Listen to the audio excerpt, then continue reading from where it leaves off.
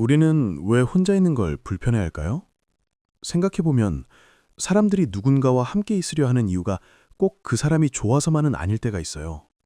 혼자 있는 것이 두렵기 때문에, 고독이 무섭기 때문에 자꾸 사람을 찾고 연락을 하고 어딘가에 속하려고 하는 거죠.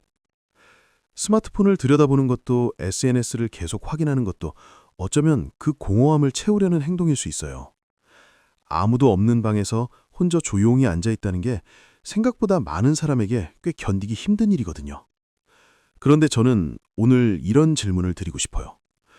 혹시 그 고독의 시간이 당신을 위협하는 게 아니라 당신을 만들어주고 있는 건 아닐까요?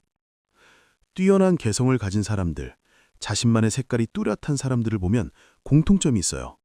그들은 대부분 혼자 있는 시간을 잘 견디는 사람들이었어요. 아니, 정확히는 혼자 있는 시간을 즐길 줄 아는 사람들이었어요. 그 시간 안에서 생각을 키우고 감정을 들여다보고 자신이 진짜 원하는 것을 발견했던 사람들. 고독은 어쩌면 자기 자신과 깊이 대화할 수 있는 유일한 조건일지도 모릅니다. 잠깐, 여기서 하나 짚고 싶은 게 있어요. 외로움과 고독은 다른 말이에요. 외로움은 혼자 있을 때 느끼는 고통입니다. 누군가 곁에 있어야 하는데 없다는 결핍의 감각이죠.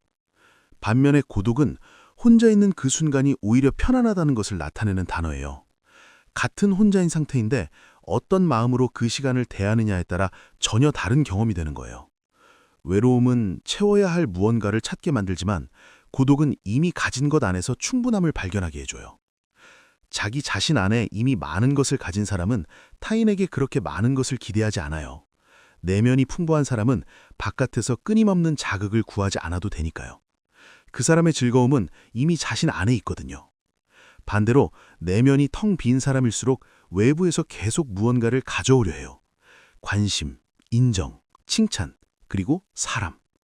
하지만 그렇게 채워지는 충만함은 너무 빨리 사라져요. 왜냐하면 그건 자신에게서 온 게 아니기 때문이에요. 우리가 고독을 두려워하는 데는 또 다른 이유가 있어요. 바로 남의 시선에 너무 익숙해졌다는 거예요.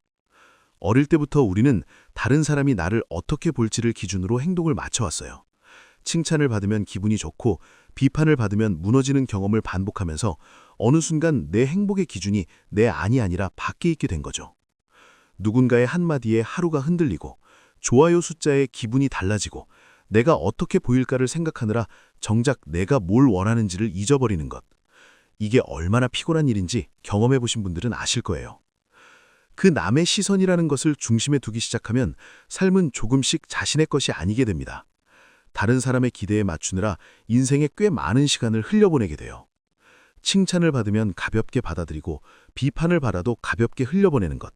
말은 쉽지만 이게 진짜 자유로운 삶의 태도예요. 타인의 평가가 나를 정의하게 두지 않는 것. 그게 내면에 힘이 있는 사람이 사는 방식이에요. 이번엔 조금 더 현실적인 이야기를 해볼게요. 인간관계에 대해서. 우리는 종종 사람이 많을수록 더 행복할 거라고 생각해요. 친구가 많고 연락이 잦고 항상 누군가와 함께 있으면 외롭지 않을 거라고요. 그런데 사실은 그렇지 않은 경우가 많아요. 사람을 많이 만날수록 관계가 많아질수록 오히려 마음이 복잡해지고 상처받을 일도 늘어나요. 기대가 생기고 그 기대가 어긋나고 실망하고 때로는 배신당하기도 하죠. 누구도 이 말을 처음 들었을 때 쉽게 받아들이지 못하지만 살다 보면 알게 돼요. 가장 가까운 사람이 가장 큰 상처를 주기도 한다는 것을. 이건 비관적인 이야기가 아니에요. 인간의 본성에 대한 이야기예요. 사람은 기본적으로 자신의 이익을 중심으로 움직이도록 설계되어 있어요. 그건 나쁜 게 아니라 그냥 인간이 그런 존재라는 거예요. 그렇다면 우리는 어떻게 해야 할까요? 관계를 끊고 모두를 불신하라는 게 아니에요.